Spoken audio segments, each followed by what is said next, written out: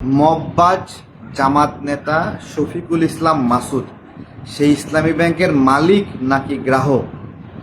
CBA agent পরিচয়ে একদল Islamic ব্যাংকের নিরীহ কর্মকর্তাদের এখান থেকে বের করে দিয়ে আজকে তারা যখন মানববন্ধন করছে, তারা মানবেতর জীবনযাপন করছে, রাষ্ট্রের কাছে ব্যাংকের কাছে আবেদন জানাচ্ছে চাকরি ফিরে পাওয়ার জন্য, সেখানে এই শফিকুল ইসলাম মাসুদরা তারা নিজেদের রাজনৈতিক কর্মীদেরকে ব্যাংকের গ্রাহক বানিয়ে, নিরপেক্ষ গ্রাহক বানিয়ে বাংলাদেশ ব্যাংকের সামনে গিয়ে মিছিল মিটিং করাবে। আমার প্রশ্ন হলো, শফিকুল ইসলাম মাসুদ বাংলাদেশ ব্যাংকের মালিক নাকি সে গ্রাহক না কর্মচারী? তার এখানে ইন্টারেস্ট কি? তাহলে কি জামাতে ইসলামের আমির সে কি ভণ্ড? সে যে বলছিল যে যে হলো জামাতের ব্যাংক জামাতের কোলে ফিরে আসছে, আরেক ভণ্ড গোলাম পরোয়ার সে বলছিল, কি বলছে এই ভণ্ড? জামাতে ইসলামের ব্যাংক ইসলামী ব্যাংক না। তাহলে এদের কার কথাটা সঠিক? আজকে কিছু লোক চাকরি হারিয়েছে, চাকরি ফেরত পেতে চায়, দীর্ঘদিন ধরে এখানে সার্ভিস করছে, তাদের ক্ষেত্রে যে অ্যালিগেশনগুলো দিচ্ছে যে তারা নাকি নিয়োগ পরীক্ষা ছাড়া চাকরি পেয়েছে, নিয়োগ পরীক্ষা ছাড়া চাকরি পেয়েছে, এই অভিযোগ দিচ্ছে। আমার প্রশ্ন হলো, ইসলামী ব্যাংকের কতজন নিয়োগ পরীক্ষা দিয়ে পাশ করছে? যেই জামাত থেকে শিবির থেকে যেগুলো নিয়োগ পাইছে এখানে, তাদেরকে কি পরীক্ষা দিয়ে? বেসরকারি ব্যাংকগুলোতে বিভিন্ন প্রক্রিয়ায় নিয়োগ হয়, একটা হলো পরীক্ষার মাধ্যমে নিয়োগ হয়, একটা হলো ম্যানেজিং বোর্ডের মাধ্যমে নিয়োগ হয়।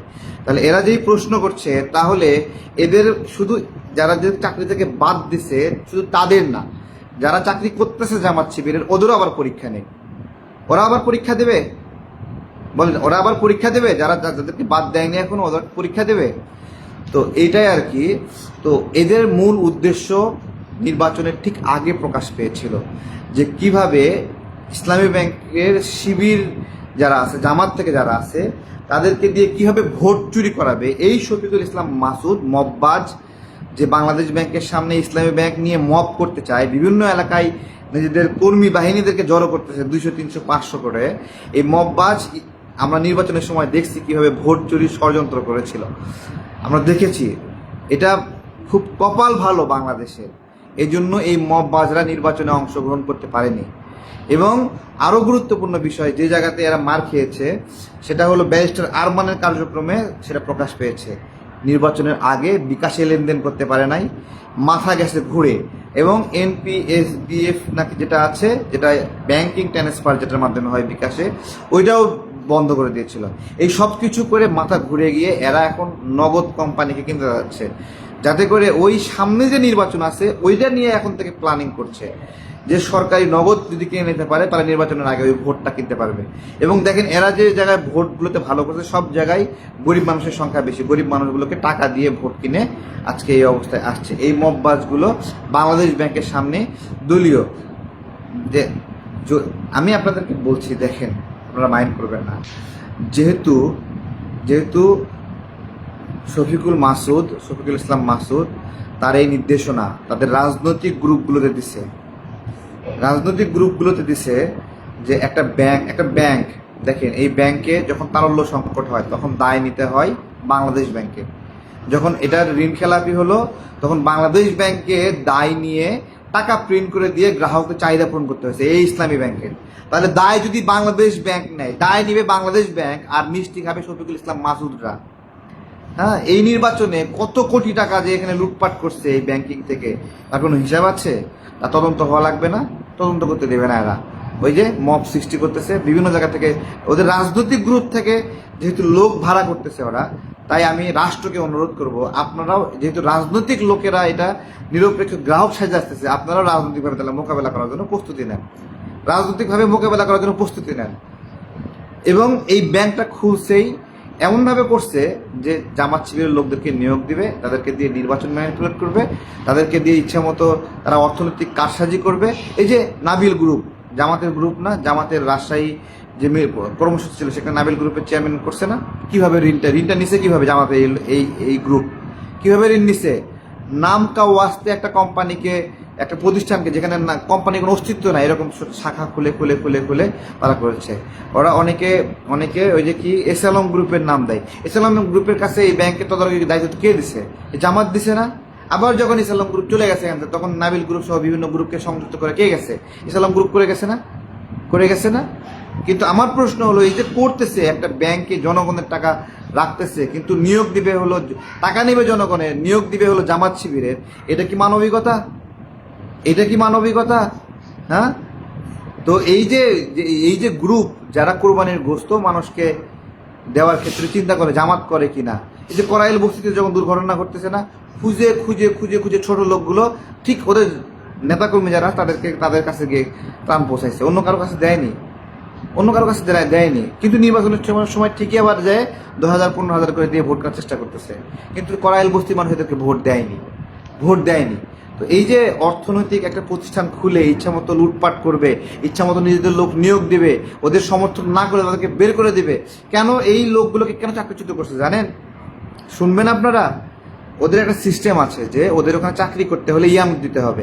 এর আগে আমরা দেখছি না, বিভিন্ন গণমাধ্যমে আসছে, জুলকারনাইন সাহেব ভাই দেখাইছে না, যে ইয়ানুত না দেওয়ায় ব্যাংক কর্মকর্তারা হাত ভেঙে দিছে, মারধর করছে। আপনারা খেয়াল করেননি যে ইয়ানুত কালেকশন করতে গেছে, একজন কর্মকর্তা বলছে আপনারা এইভাবে কালেকশন করেন না, আমরা কালেকশন করে দিচ্ছি একসাথে। মারধর করছে। তাহলে ওদের টার্গেটই যে এই ব্যাংকে চাকরি করতে হলে ওদেরকে ইয়ানুত দিতে হবে। ইয়ানুত কি? ব্যাংকের চাকরি বেতন পাবে, সেখান থেকে 5%, 10% নিবে, ওদেরকে দিতে হবে। ওদের জাকাত কালেকশনের নতুন সিস্টেম চালু করছে, যে ওদেরকে দিলে জাকাত আদায় হয়ে যাবে, ফেতরা আদায় হয়ে যাবে জামাতকে টাকা দিলেই। আবার তো নামাজ রোজা না পড়লেও সব হয়ে যাবে, পার পেয়ে যাবে, কারণ ও জামাত করে। আমি রাষ্ট্রকে বলবো, অনেক হয়েছে। এই মানুষগুলো যারা চাকরিচ্যুত যে মানুষগুলো দীর্ঘদিন সার্ভ করেছে, যদি এইরকম হইতো যে টাকাগুলো ঋণ খেলায় হয়েছে, যে টাকাগুলো লুট হয়েছে, নাবিল গ্রুপরা লুটপাট করছে। হ্যাঁ, এই যে নাবিল গ্রুপ যে এখান থেকে টাকাটা লুট করে কই দিছে? শিশুমনির এলাকায় ত্রাণ দিছে না? ত্রাণের ব্যাগে লেখা ছিল নাবিল গ্রুপের এই ইসলামী ব্যাংকে চুরি করা টাকা তো সেটা, তাই না? ইসলামী ব্যাংকে চুরি করা টাকা না, শিশুমনি এলাকায় ত্রাণ হিসেবে দিছে। তাহলে একটা ব্যাংক টাকা রাখবেন জনগণের, সেই টাকা ইচ্ছে মতো তারা বের করবে, ইয়ানত হিসেবে বের করবে, বায়তুল মাল হিসেবে বের করবে। আর সেই ব্যাংকে যখন তারল্য সংকট হবে, তখন বাংলাদেশ ব্যাংক দায় নিয়ে টাকা শোধ করবে। এই ব্যাংকে তো বাংলাদেশ ব্যাংকেরও শেয়ার আছে, বাংলাদেশ ব্যাংকের শেয়ার আছে না, আন্তর্জাতিক বিভিন্ন সংগঠনের শেয়ার আছে না। জামাতের শেয়ার কয় পার্সেন্ট আছে? 5% শেয়ার দেখাতে পারবে? একটা ষড়যন্ত্র করছিল যে নাবিল গ্রুপ এখান থেকে ঋণ নেবে, ঋণ নিয়ে ওই ঋণ নেওয়ার টাকা আবার ইসলামী ব্যাংকে বিনিয়োগ করে দেখাবে যে ইসলামী ব্যাংকের মালিক ওরা। তো এই আর কি। তো রাষ্ট্রকে সচেতন থাকতে বলবো। এই যে মব বাজরা, যেহেতু রাজনৈতিক গ্রুপে মেসেজ দিয়ে লোক সংগ্রহ করতেছে, গ্রাহক সাজিয়ে চাপ সৃষ্টি করার জন্য, নিরপেক্ষ গ্রাহক সাজানোর জন্য, সুতরাং এটাকে রাজনৈতিকভাবে মোকাবেলা করার আর সুযোগ নাই। আর জামাত যদি এটাকে ফেস করতে চাই, যে ওদের ব্যাংক, ওদের কত পার্সেন্ট শেয়ার নিয়ে আসে, সেই শেয়ার, এই যে শফিকুল ইসলাম মাসুদ, তোমার কয় পার্সেন্ট শেয়ার আছে দেখাও, কয় পার্সেন্ট শেয়ার আছে। তুমি নির্দেশ দেওয়ার কে? 500 লোক আসবে কই থাকে, 300 লোক আসবে কই থাকে? তুমি সব গ্রাহকের অভিভাবক নাকি? হ্যাঁ, সব গ্রাহকের অভিভাবক? তাহলে কি বলবো, যে বাংলাদেশে যারা জামাত ইসলাম করে না, জামাত শিবির করে না, তারা ইসলামী ব্যাংক থেকে টাকা তুলে নেবে সব এখন, না? ব্যাংকটাকে ধ্বংস করার জন্য রাজনৈতিক রং লাগাচ্ছ তোমরা। হ্যাঁ, যে ইসলামী ব্যাংকে কাজ করতে হলে তোমাদের জামাত শিবির করতে হবে, তাহলে তো জামাত শিবির ছাড়া অন্য কেউ দেবে না। তাহলে এই ব্যাংকে যে তারল্য সংকট আছে, তারল্য সংকট মিটাবে কিভাবে? সব গ্রাহক যদি টাকা তুলে নেয়, সব গ্রাহককে টাকা দিতে পারবে? কত টাকা বেতন ভাতা, বায়তুল মাল, জামাত ইসলামের প্রোগ্রামের জন্য, রাজনৈতিক কার্যক্রমের জন্য, নির্বাচনের জন্য বের করতে, সে মেলাতে পারবা? তাহলে দায় নিবে জনগণ, টাকা রাখবে জনগণ, আর হলো লোক নিয়োগ দিবে হলো জামাত ইসলামের সব, না? তোমার জামাত শিবির না করলে, তাহলে একটা কাজ হোক, তাহলে জামাত শিবির না করলে অন্য ব্যাংকে চাকরি পাবে না? বলো। আল্লাহ এই দেশের মানুষকে বাঁচাইছে, যে এরা সরকারে আসেনি। সরকারে আসলে চাকরি বাকরি সব জায়গায় জামাত শিবির ছাড়া কেউ চাকরি করতে পারবে না, কেউ পারবে না। আমি দ্রুত বলবো, চাকরিচ্যুত যে সকল ভাইয়েরা আছে, যে ট্যাগিং গুলো করা হয়, ওরা দক্ষ না, ওরা যোগ্য না, তাহলে একটা পরীক্ষা হয়ে যাক, কোয়ালিটি চেক। শুধু ওদের কেন পরীক্ষা? জামাত করে না, ওদের কেন পরীক্ষা? জামাত করে, ওদের পরীক্ষা হতে হবে না? ওরা কিরকম দক্ষ লোক দিচ্ছে আমরা দেখবো না? ওদের কত যোগ্যতা আছে আমরা দেখবো না? কোয়ালিটি আছে দেখবো না আমরা? ওরা তো জামাতি ইসলাম বলতেছে, ইসলামে 2 লাইন কোরআন শরীফও পড়তে পারে না, তাহলে ওদের যোগ্যতা কি? ইসলামিক দল যে নাম দিছে, দেখছি না ওদের সর্বোচ্চ নেতা তাহের সাহেব, দেখছি না সুপ্রিম কোর্টের সামনে কিভাবে কোরআন শরীফ পড়ে? হ্যাঁ, দাঁত ভেঙ্গে চোপা শেষ হয়ে গেছে 2 লাইন কোরআন পড়তে। তাহলে ওদের যোগ্যতা কি? ওদের ইসলামিক যোগ্যতা আছে নাকি সেকুলার যোগ্যতা আছে না কি যোগ্যতা আছে? ওদের একটা যোগ্যতা আছে, দালালি করার। 71 সালে আমাদের দেশের বিরুদ্ধে দালালি করছে পাকিস্তানের হয়ে। মানুষ হত্যা করার যোগ্যতা আছে, রক কাটার যোগ্যতা আছে, টাকা লুট করার যোগ্যতা আছে, ব্যাংক ডাকাতি করার লুট আছে। এছাড়াও তো কি যোগ্যতা আছে? এই যে যে লোকগুলোকে বের করছে না, এই লোকগুলো যখন আবার ইসলামী ব্যাংকে যাবে, নির্বাচনে কত টাকা চুরি হয়েছে সবগুলো বের করে ফেলবে। এছাড়া আর কোনো কারণ দেখতেছি না।